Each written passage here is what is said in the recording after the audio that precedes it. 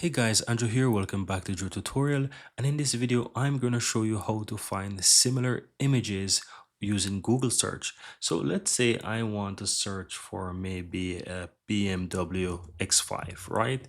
So I go ahead and I type BMW X5 and maybe I will put 2025 as an example, right? To make it easy.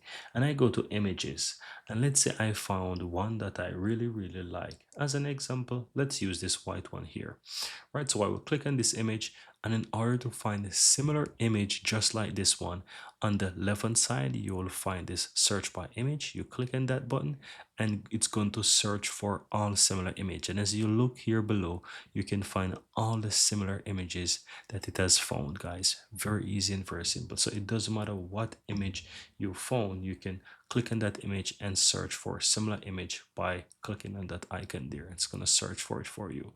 As you can see, this is an image, and also this is another image of the same car.